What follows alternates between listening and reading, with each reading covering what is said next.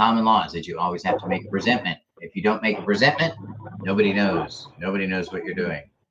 So I'm going to go ahead and mute you guys if you guys don't mind. And if you have questions, just unmute yourself or feel free to go to the chat box down here at the bottom of your screen. If you look at the bottom of your screen and roll your mouse down there, you'll see that you have an option to actually go into the chat box. So if you wish to do that, you'd like to do that, I certainly do read them as we're going through the call tonight.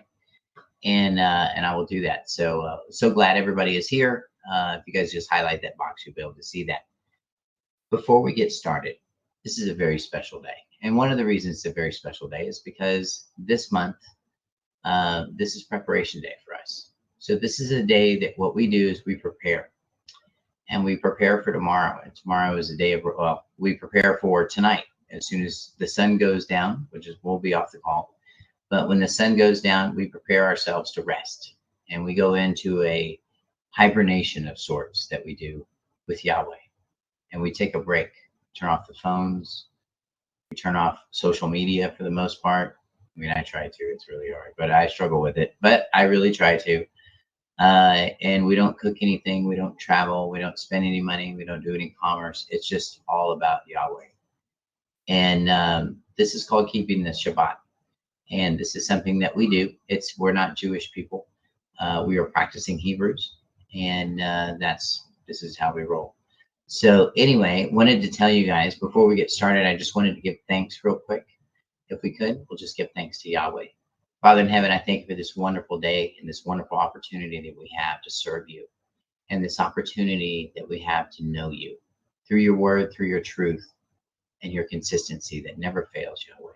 We give you praise, honor, and glory in all things, Father. And we pray that you bless this meeting, bless all the words that are said tonight, and bless each and every person that hears this message tonight. In your precious holy name we pray. Shalom. Thank you. Thank you, everyone. Well, tonight I want to talk to you guys a little bit about something that's a lot of people don't know about. You know, a lot of people hear these words on the news. You ever hear these words? Hold on. A Quo Warranto. How many times have you heard that on CNN over the last, since, you know, they've been going after Trump? You always hear these Quo Warrantos. Well, what is a Quo Warranto exactly? Well, a Quo Warranto is something that you file. It is a tool that we have as the people. This is our specific tool for redress. So when we start to redress through other avenues, like shooting the finger to the cops or doing other dishonorable things like that, we're not following the program. This is why we're not getting things done. Tonight, we're going to also be talking about why this travel and driving thing is so darn difficult. Why are all these people getting lynched out of their cars? We're going to talk about that tonight too. But first, I'm going to talk to you about this Quo Warranto. This is a very, very powerful document. It's so powerful that they don't even want you to know. They don't even put it in English. That's Latin, everybody. And hold on a second. I'm going to read it here, what it is. There's a definition somewhere over here. Yes. Let me get the microphone here. Okay, it's Latin, and it says, it translates to by what warrant, and its procedural remedy employed to challenge an exercise of power by a government entity, official, demanding that they demonstrate under what authority they are acting. This is why we hear this a lot on the news. This is why we hear a lot of this going on. But you know, they speak in these languages and these things, and they think they're speaking over our heads, ladies and gentlemen. And can I tell you, that might be true. That might be true. You know, I had a guy this week ask me, he says, Tim, how did you learn all this stuff? You just don't look that old, man. How did you learn all this stuff? And then own restaurants and all the other silly stuff you've done, you know? How did you do it? Well, 8 years ago, my Heavenly Father turned on all the switches and said, hey, wake up. You're my creation. And I have a plan for you. Yeah? Hold on a second. Let me find out who's over here blowing wind over here. I'm gonna mute you, Amy. Glad you're here. He woke me up and he said, it's time. And for a lot of you, Yahweh has already done that in your lives already, because now you can see things you couldn't see before. He's showing you speckles of light to say, hey, you hear me talking to you?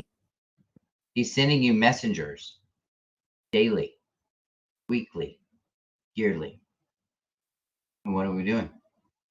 We just go to work. We just work here. We just pay the bills. That's what we do. Well, he got a hold of me and I had a choice. I could choose him and it would cost me everything. Or I could keep pushing this little turd around my backyard that I've been doing for so many years. And I was pretty good at it too, by the way. Really good at it. I was a landscaping contractor. I worked 9 months out of the year, and a practicing and touring musician in Albuquerque. I loved it. At 40 years old, my goodness, it was the best thing ever. It was a blast. He always said, I got something else planned for you. I said, wow. I said, I'm not as smart as these people, Yahweh. These people have educations. They have degrees. They've been to places I haven't been. You know what Yahweh told me? He goes, I've been to places they haven't been. And you know what I saw? When these guys came after me, the performance was there. When these people in Houston County came after me, the performance was there. The messengers were there. And they showed up. And this is how they showed up. This is a guy that barely made it out of high school, everybody. Okay, by the way. So I can tell you, if he can do this with some dummy like me, he can do it with anybody. All we have to do is be obedient. And he doesn't ask much. He really doesn't. So you're going to see what these Quo Warrantos are. And basically what it is it's to challenge the document. And I'm sorry, I can't read it because it's too small over there. So I'm going to read it here. Making a special appearance, presenting. Sorry about that. Basically, the intent is to, and I didn't really prepare for this. I probably should have a little bit better, but I'm going to go in and talk to you guys a little bit about this too. The Quo Warranto is our remedy. It's our public remedy. When these public officials are doing things they're not supposed to be doing, and this doesn't matter if it's a judge, it doesn't matter who it is.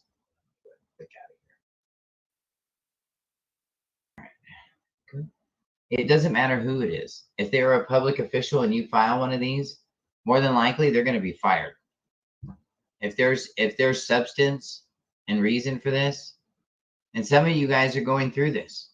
Some of you guys are dealing with public officials or people that have been appointed to do things, and they have a fiduciary duty to operate properly, and they're operating outside of their jurisdiction. They're operating over and above what they're supposed to do. You got a judge that's practicing law from the bench. These things happen. What's our remedy? Your remedy is Yahweh. Okay? I'm showing you flashes of what he can do for you. Okay? Because I'm just testifying of what he's done for me. These people are probably flipping out, and they probably have no idea who's helping me. Somebody's helping this guy. Those of you guys that took my credit and foreclosure class just recently, we talked about credit reports. We talked about how they handicap you. Yeah. And I'm not going to spill the beans on the whole class, but this is what banks do. Because think about it. That information that you give them is so important that they created the Privacy Act just to protect it. Just to protect you.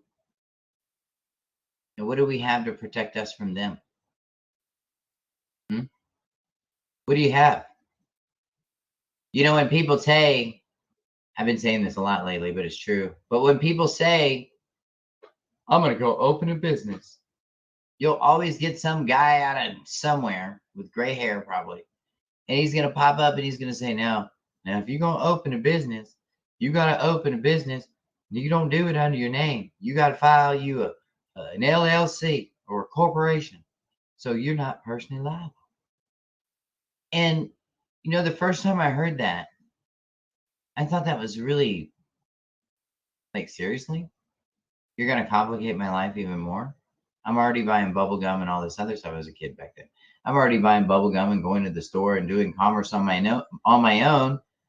I don't need any civil protection in doing commerce, and it's not like I plan to rip anybody off. So I mean, what is all this prerequisite for? Well, somebody might sue you. Oh. Well, somebody might sue me already. What does that change? What he's talking about is capacities. What he's talking about is public personal personas. And when we fill out these applications with these banks and lenders, they get to know everything about you. They know if your down payment was borrowed. They know if it came from your Aunt Lucy or not. They know if it came from savings, and they know how long it took for you to save it. So what is this? Yeah. If you're starting to feel like what I'm feeling, it's like a gangbang. It's terrible. That's exactly what it is. So how do we protect ourselves?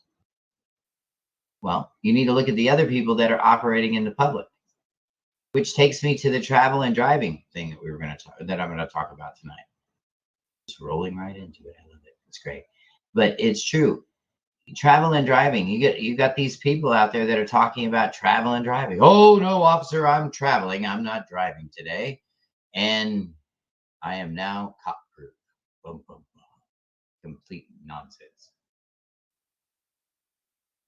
You want me to test that theory? What happens if you hit somebody? What are you going to do? All rights reserved and fix their fender? Huh? No. You're going to tell him no, the all caps name? You need to call him. You're going to call your bank. What are you going to do? You're going to be at the point of commerce.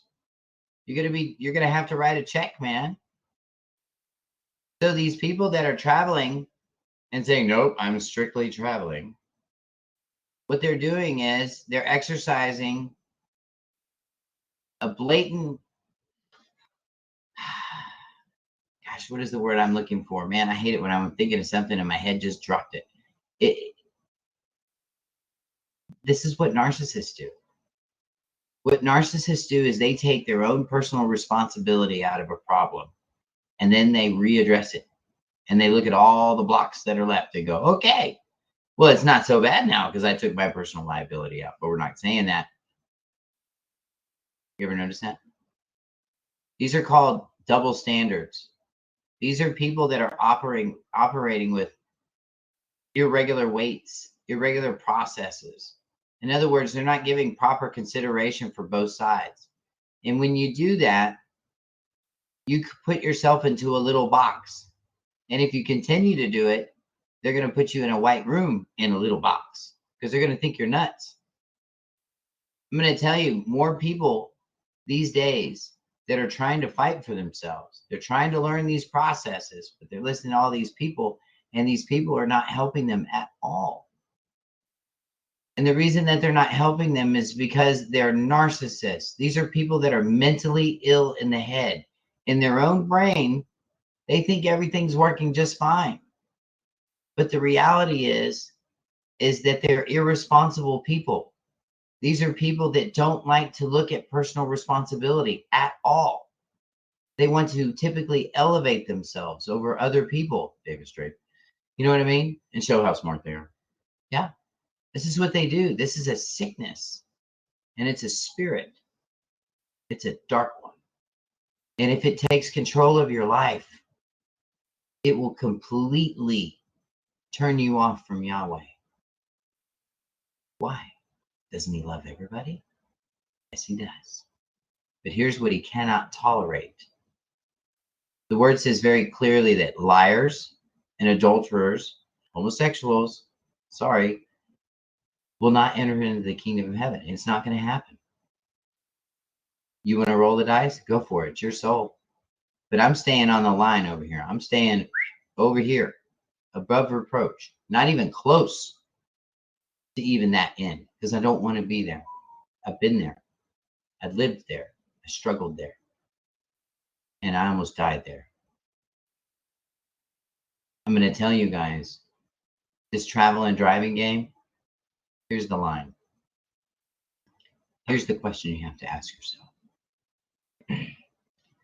To validate a stop, you have to not necessarily have corpus delicti. You not necessarily just have to have property damage. What if you had intent? What if they could prove intent? We're going to talk about this in my travel class. These are the three things. See, these other clowns, they only talk about the first two things. Oh, there's no this and there's no that. And then they leave the most important one out. That's a narcissist. Stay away from these people. These are people that are trained to look at things in a half-truth. That's what they're training their minds to do. They're living in their own deceptions. And this is why there's no place for them in the kingdom of heaven, because they're sick. The word says that they're irreparably broken. Somebody that receives a lot of rebuke and can't get his act together. They're irreparably broken. We have people in prison right now. We know this is true. And we have people in prison that just can't be with people. So they live in a box. And that's where they live. But we don't have to live in that box.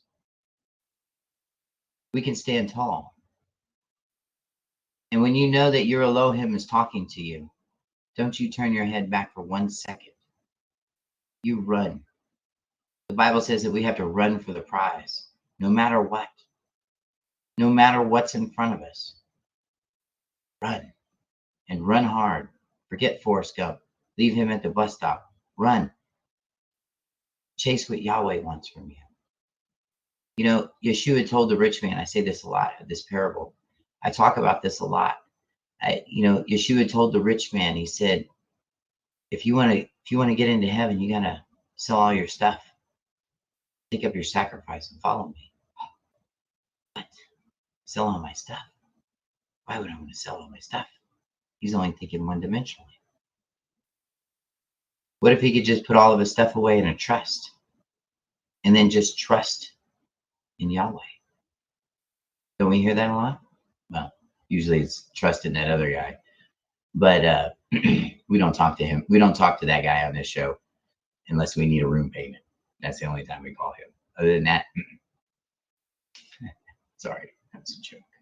But seriously, these are things that we have to change. If you don't like the leaders that are in place, pray.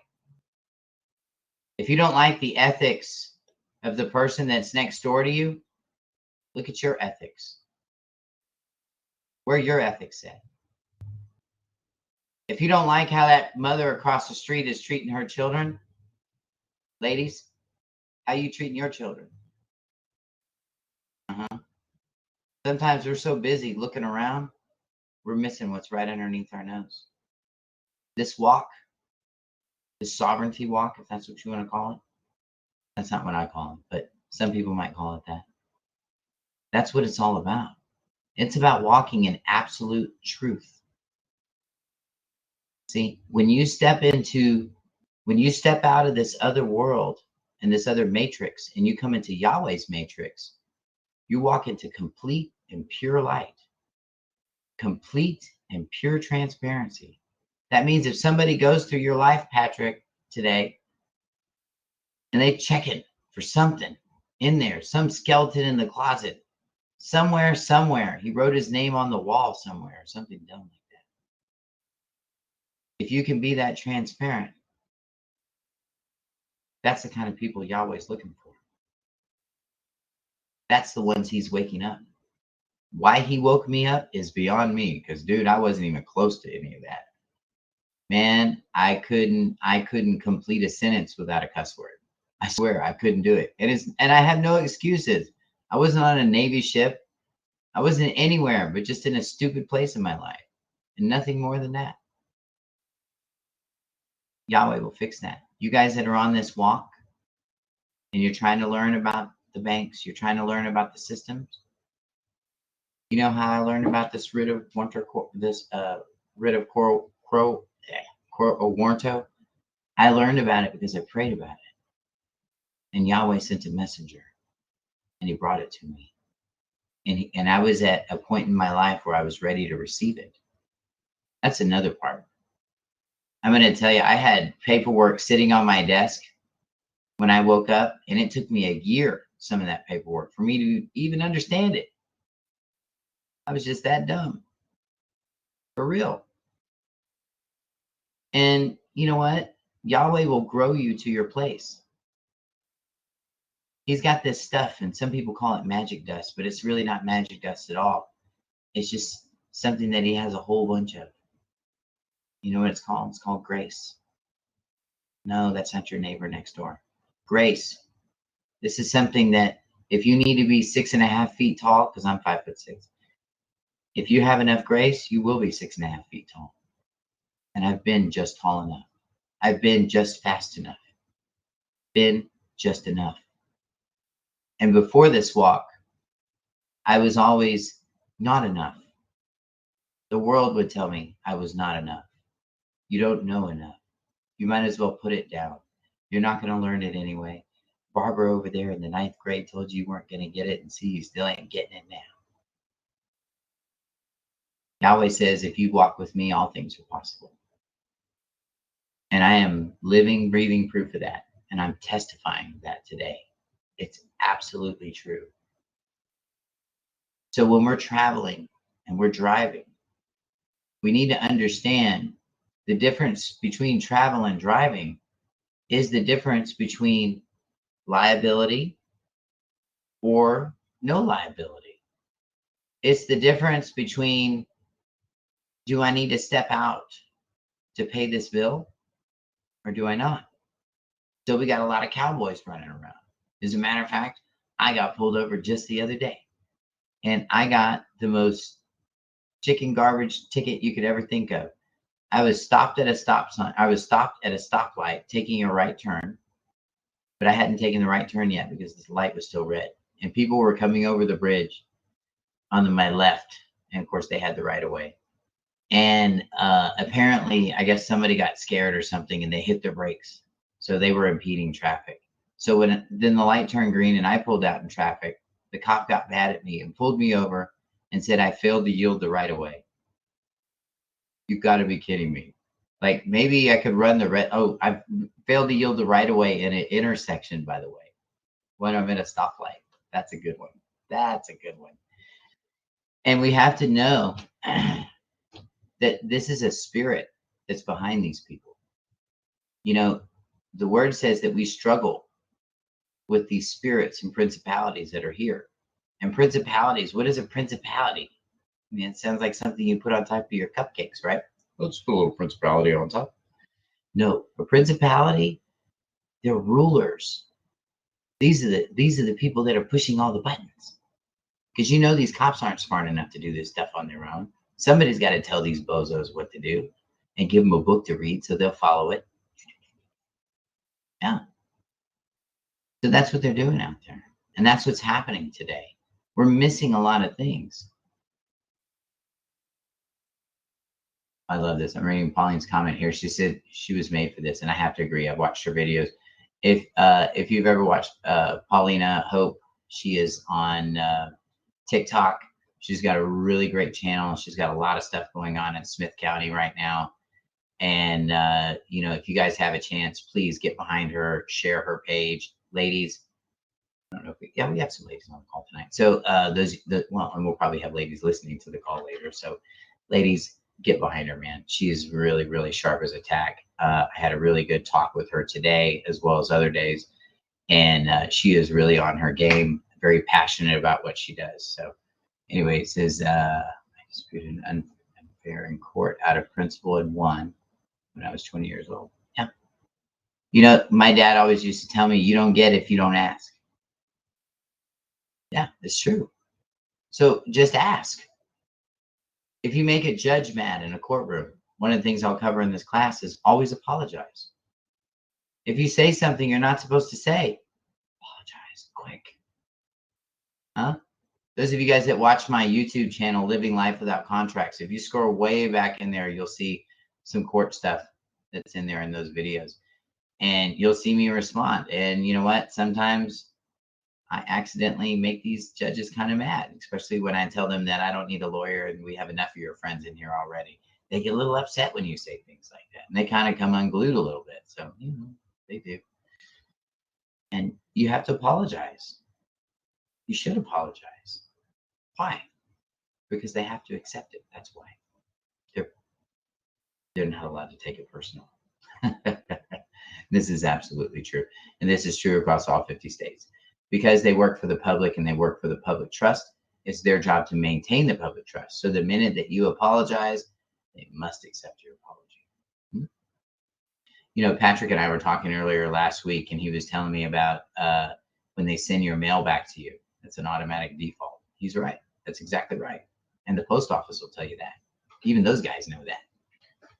It's true. So on the 27th and 28th of this month, we do have a travel and driving class coming up. And we're going to be drawing the lines of travel and driving. And so I've told you about the commerce side of traveling. But here's the private side of traveling. This is the part everybody likes to talk about. This is the part that everybody's blowing horns and tooting whistles and having parades about, when the cops pull them over. I love how when those guys get pulled over and they always look behind, they'll roll down the window and they say, "Oh, but officer, I'm traveling in common law." And they look behind them like it's in the back seat or something. You ever notice that? "No, officer, I'm traveling in common law. It's right back here. It's right here." And then they just run out of gas after that. And they're like, Billy, I don't see it back there. It's true. So when we say we're traveling in common law, we really shouldn't have to say it at all. The reason why is because when we operate in common law, there's witnesses. Let's talk about the basics of common law. Everybody knows what common law marriage is, right?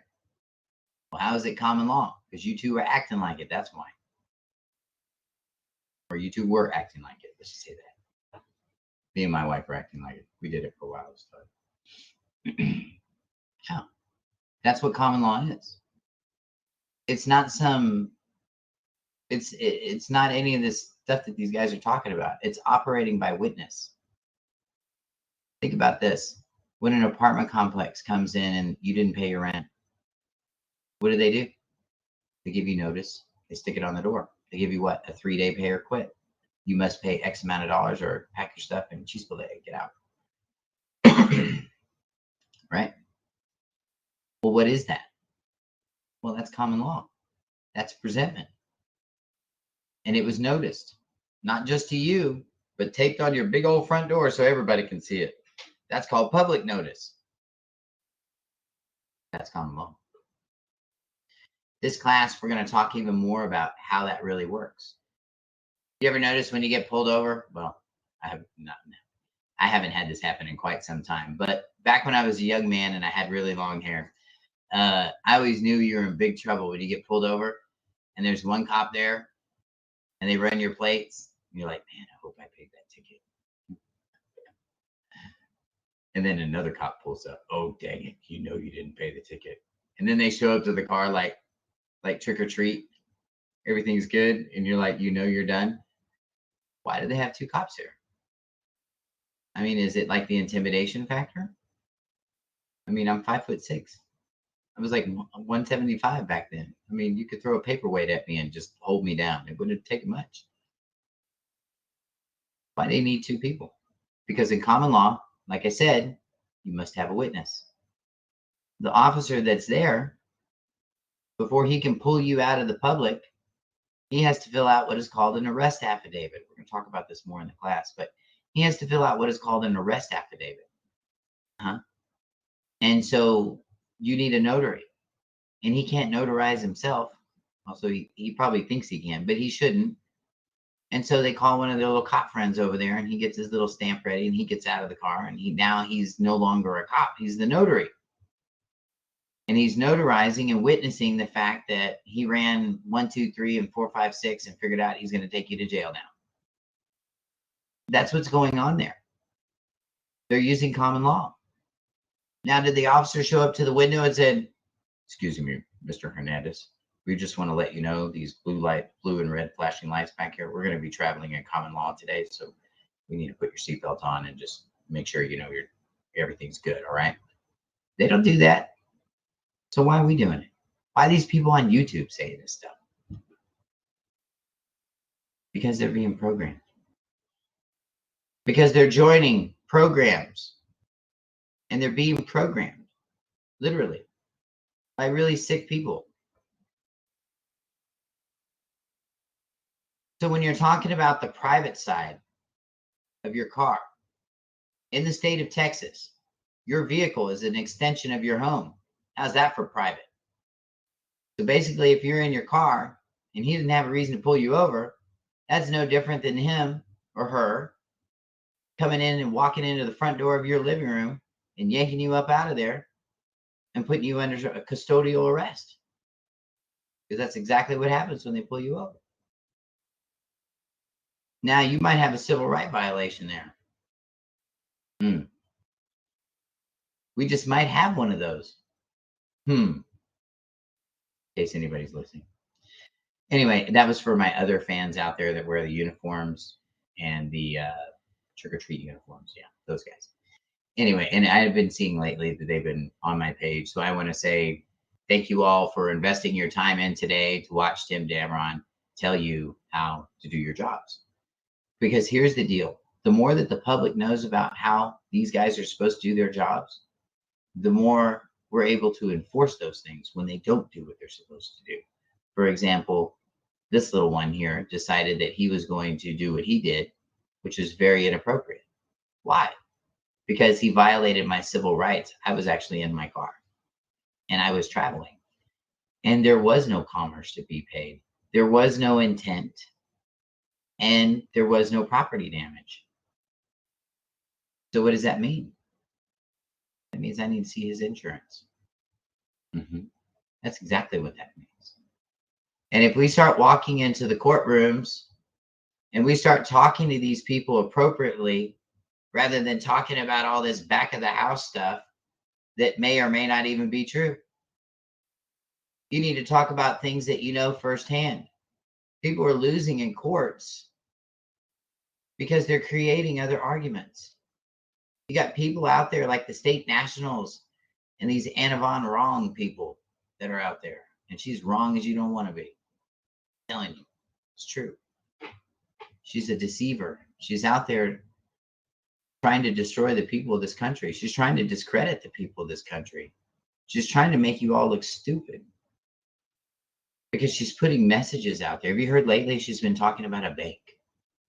Somebody told me that the other day. She's opening up a private bank. Wow. This is what happens when you have more money than sense. Yes. That's right. And if you also notice about Anna, is that everybody goes to jail around Anna except for Anna. I hope you're listening, Anna. We're onto your game, we know. So when you're dealing with an officer and you're talking with an officer, knowing what side of your living room you're on is the most important part of being in that stop.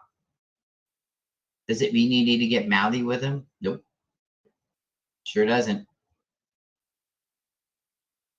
It means that we need to do the right thing. It means that we need to walk in truth. It means we need to use witnesses. We don't roll down the window and say, we're operating in common law today. Don't worry. Toot, toot. That's not going to get it done.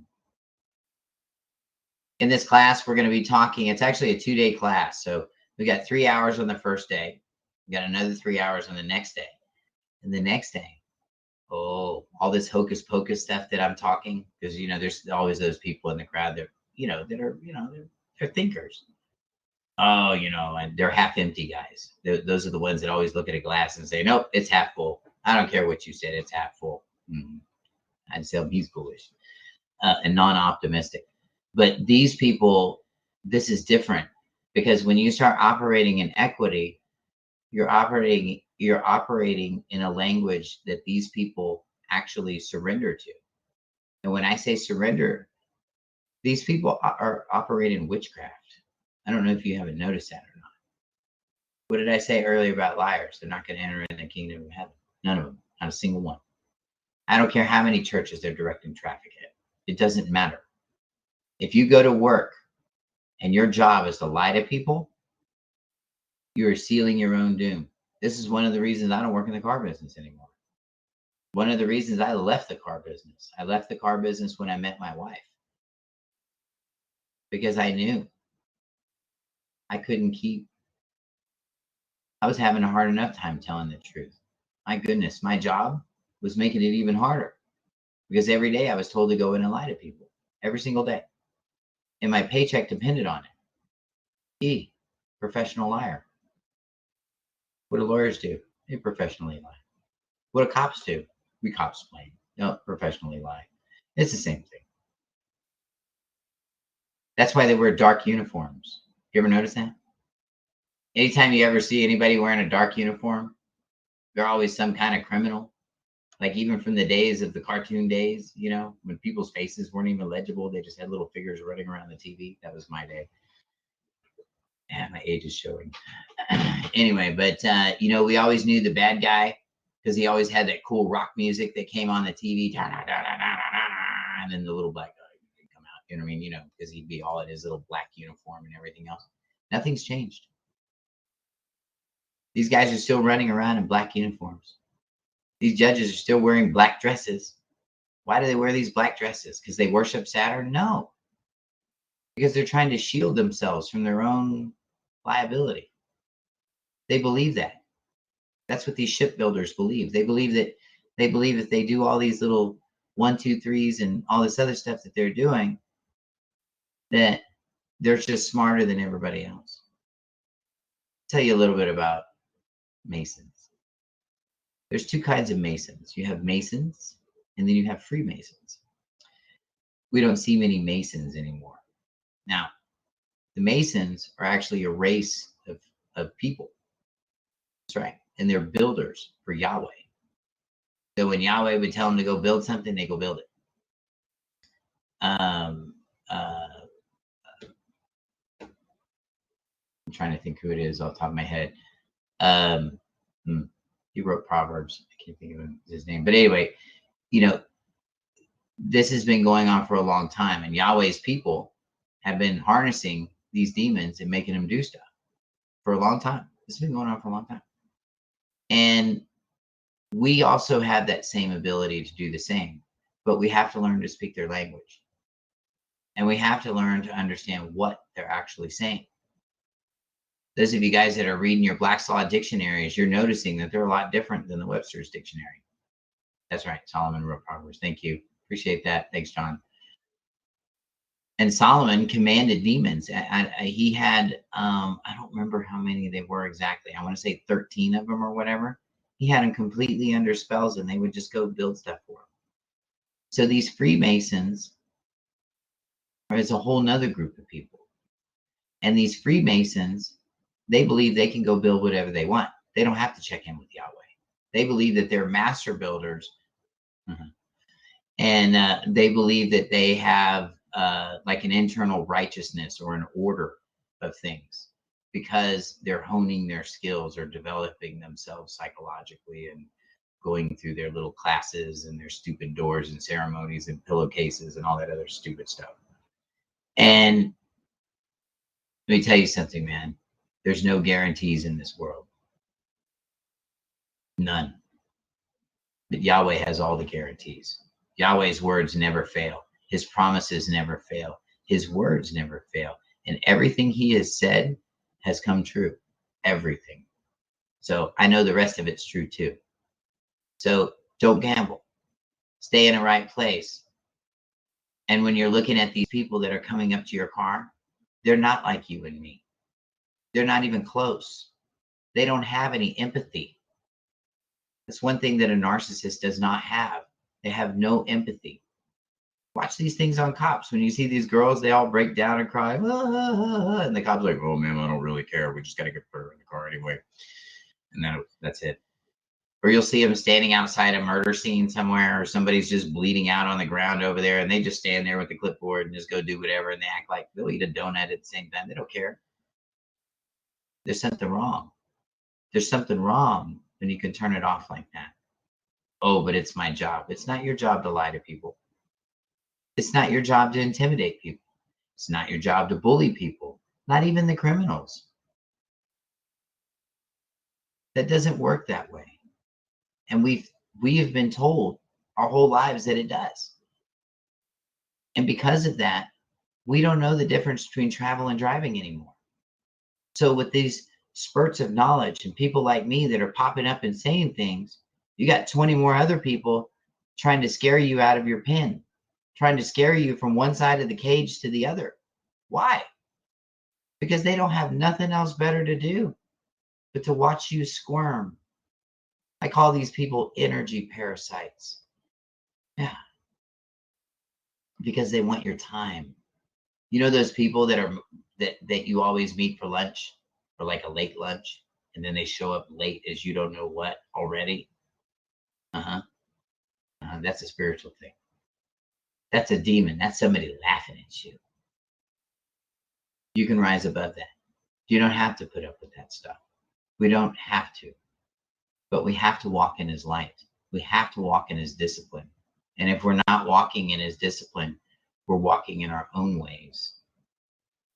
And what you're seeing out there is a lot of people with their own ways right now, a lot of false stuff going around. A lot of people telling you that you need to go change your name. Yeah, you take your all caps letter name and we need to change it to upper lowercase name. Got to do it. And it's going to change your status.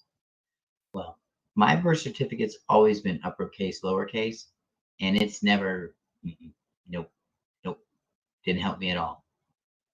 Why are these people telling you to do stuff like this? Because they're trying to confuse you even more. Here's why. If you change your name that way, then you literally have commingled 100% your living person and your legal fiction. And yes, they can be one and the same, but they operate completely differently. We have to learn how to operate those things. And we don't know how. You know, kids nowadays, they don't even have classes where they learn how to write checks anymore. I mean, I remember we had classes like in the 7th grade, and like nowadays, that's off the curriculum. We're looking for painters today. We're looking for people that will just do what we say and don't question the method on how to do it. Just follow the line. That's dangerous. That's dangerous. It tells me that we're losing our country. It tells me that we're losing a lot of things. And one of the things we're losing is our ability to function as a society, as a people. Everybody's going their own direction. You know, they're walking around naked, putting pasties over their bodies and being stupid, coloring their hair purple. Like that didn't get you enough attention already. You know, you ever notice that? It's like, oh, I feel better. My hair is orange now. Yes. We got to get right with Yahweh. And the only way we're going to get right with Yahweh, you guys, is we got to get obedient. How do we get obedient? Start with the 10 Commandments. Just start there. And get with Yahweh. And he'll do the rest. His name's not God. His son's name is not Jesus. You ever notice how they disrespect that name all over Hollywood and there's no bolt of lightning that comes out of the sky? You ever notice that? I've done it too. I've blasphemed that name many times. You know? But was it really blasphemy? Well, when I did my research, I found out that the Messiah was actually born a Hebrew. Not Jewish, but he was born a Hebrew. So why would he have a Greek name? Makes no sense to me. But here's what I do know. We can test that theory. But there's nobody running around disrespecting the name of Yahweh, Yeshua. It's not happening. They don't even talk about it. They don't even put his name out on Hollywood at all. Why? Because that's the real sauce. That's the real deal. A lot of people out there looking for the juice, looking for the real deal. That's it. And I tell people this all the time. If you're going to do something, if you're going to follow somebody, follow the actions, follow the successes. Don't follow the person. because you'll get their failures and their curses. You will. So anyway, we've got the class coming up on the 27th, 28th. I encourage you guys to get set up, get signed up in the class. It's really going to be a great class because, like I said, the legal side of all this is defending the case. You know, how are we going to talk to these people? Do we have to go in there and go play Judge Judy with these people or not? Not necessarily. Do we just, is that 3-day rule work? Does it work? It can, but it's got to be done properly. And you've got to make sure that you're communicating properly to the court. One of the things that you're going to learn in this class is how to communicate with the court. We're going to talk about things like, what is a demur? What is a demur? That means you're making a complaint or a challenge to the jurisdiction. But we hear all these people say, oh, I'm going to challenge the jurisdiction. When? In your living room? On the phone? Looking like a hot shot in front of everybody? Because if you were going to do all of that, you should zip it and get behind his computer and start typing one up and get that thing to the court. Otherwise, your life is going to be like a big cartoon character. You know what I'm saying? You know, when you read the comic books there, you always see the words and they're up in the clouds. And as soon as you turn the page, the words are gone, like they were never spoken. And you have to go back to that page to find those words. But when you print something and you've got it in a book, and I can give you the whole comic, you can always go back and see it. Now that's acceptance. And that's when the parties accept it. This works in consumer law. This works with traffic tickets, lawsuits, all the way around. Another thing that's going to be coming up soon too is I'm going to be opening up, and we're going to be doing one more class. We're going to add another class to our regimen. And this is how to file a lawsuit, how to appropriately file a lawsuit, how to file a Writ of Quo, or Quo Warranto. How do you do it? Why would you do it? What would be the purpose? What are the parameters? We're going to talk about that. I'm going to load you guys up with a ton of templates in this class. I'm still putting together some of the, I'm trying to just figure out how I can squeeze it all into 2 days, because it's a lot of information. So I'm trying to figure out how to do that. As soon as I do, we will have class number 5. Those of you guys that are looking for the tax equity and discharge class, that's going to be coming up in early October. Okay. We're shooting for early October right now. We've got a lot of holidays that are going to be happening in September. We've got some feasts and things that are going on during September. So we're going to be in and out doing that sort of thing during September, but we're going to hit it really strong in March. Hey, Matt, glad you're here, bud. We're going to hit it really strong, and hopefully you guys can all be a part of that. We'd love to have you there. We're going to be talking about how to discharge these debts. One of the things that everybody always says, oh, we've got HGR 192, 1933. Well, number one, that thing has actually been revised a couple of times, I think, at least one time. So that's not the original publication of HGR, but it does have some very key information in there. And what does it say, class? It says that all debts are discharged. Well, all debts are to be discharged, and nobody's going to know your debts but you. So that means we got some work to do, guys. That means we need to learn how this thing works. Otherwise, you're going to continue to keep doing taxes for everybody else but yourself. And there's no benefit in that. This class is going to be a very powerful class. My wife is a tax preparer, so she can really back up a lot of this information and be able to verify it, tell you that it's true and correct. So we're not over here shooting from the hip. We don't do that. We're not a front pocket ministry either. So I encourage you guys, if there's any of the classes that you want to take, or if you have questions, anything like that, please go to the webpage, schedule an appointment with me. I'd love to meet with you, love to speak with you. And if I can help you, pray with you, whatever I can do, I'm down to do it, man. We're here to serve the public and our vets first. That's what we're all about here. So I want to thank everybody for being here tonight. this is going to conclude tonight's call. We will see you guys next Monday night, 6 p.m. Central Time. I cannot wait to tell you what has, I'm going to be filing this writ of quo, but I'm going to tell you the procedure and the phone call and all that, all the juicy stuff. I'm going to tell you about the phone call, but I'm not going to say anything right now. But I'll tell you about how that happened and how that went. And hopefully we'll get this thing filed, and I'll show you how that went as well. So sorry, I don't mean to repeat myself. I'll be reporting on that as well. So I look forward to seeing you guys next Monday night at 6 p.m. Central Time. May Yahweh bless you, your homes. Enjoy your Shabbat tomorrow, if that's the day you celebrate, or if that's the day you honor Yahweh. And if this is all new to you, take tomorrow off. If you've never done this before, take tomorrow off. Take a break. Just give Yahweh some time. You and Yahweh just take a walk together. Enjoy yourselves. Turn all the social media stuff off. Turn the TV off. Turn your phones off. Go spend a day with him, and watch how the rest of your next week goes. You'd be surprised. You guys have a super blessed night. We'll see you guys next Monday night, 6 p.m. Blessings, everybody. Good night.